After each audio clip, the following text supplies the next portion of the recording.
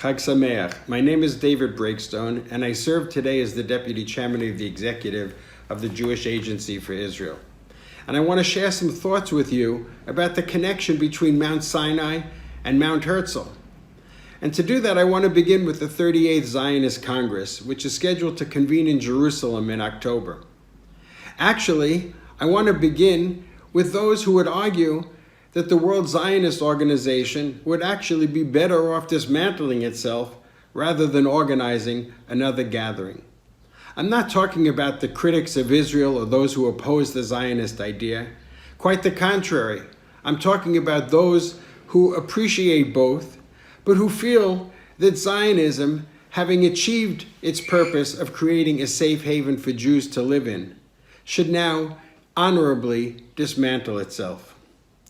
To them, I would say that Zionism was never only about creating a safe place for Jews to live in, and that to suggest that would be the same as suggesting that the meaning of Lech Lecha, God's commandment to Abraham to journey to the Promised Land, was to get him to settle in Eretz Yisrael without any concern as to the sort of people he and his descendants would become.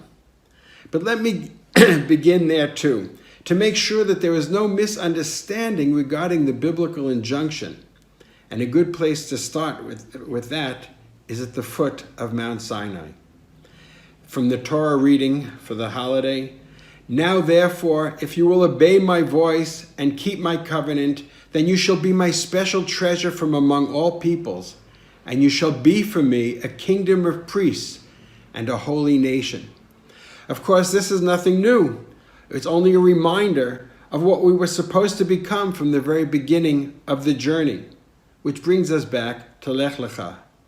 "Now the Lord said to Abraham, get thee out of thy country and from thy kindred and from thy father's house unto the land that I will show thee." Why? What was going to happen there? "And I will make of thee a great nation, and I will bless thee." Nice, sounds good, and very often we stop there, but the verse continues. "And in thee shall all the families of the earth be blessed." The promise of the promised land was always part of a package deal. The Lord shall greatly bless you in the land, but only if you carefully hearken to the voice of the Lord your God. And that required of us adhering to the highest moral standards. The same verse continues, "If there be among you a poor person, you shall not harden your heart nor shut your hand from your poor brother, but you shall open your hand wide to him."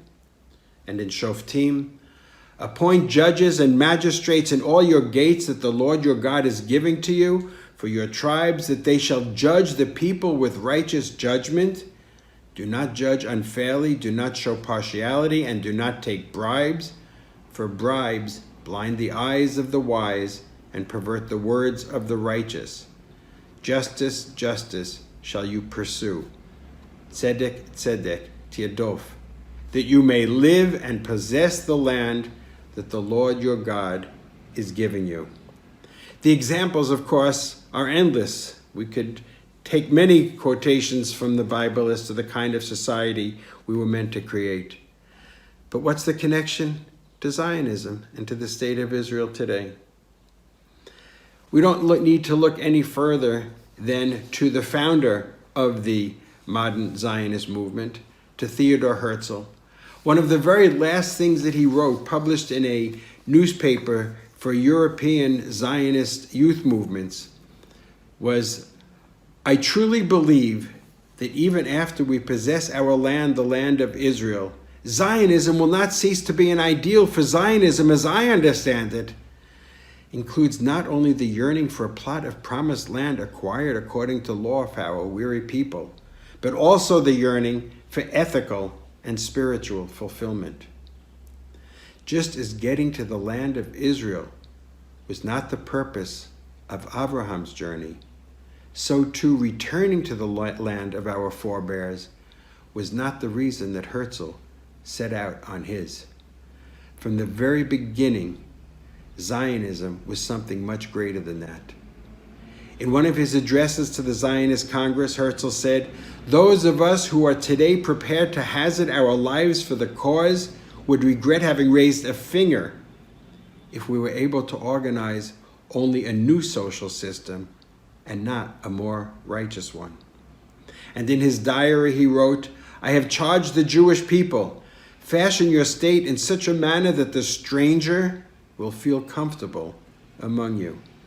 And in his utopian novel, Out Neuland, he has one of the leaders of the society addressing a rally of farmers and tells them, "All that you have cultivated will be worthless and your fields will again be barren unless you also cultivate freedom of thought and expression, generosity of spirit, and love for humanity. These are the things you must cherish and nurture." And it wasn't just Herzl. In his reflection on the establishment of the state, the chairman of the Jewish Agency at the time, who would become Israel's first prime minister, David Ben-Gurion, declared, "By these will the state be judged, by the moral character it imparts to its citizens, by the human values determining its inner and outward relations, and by its fidelity in thought and act to the supreme behest, and thou shalt love thy neighbor as thyself." Here is crystallized the eternal law of Judaism, and all the written ethics in the world can say no more.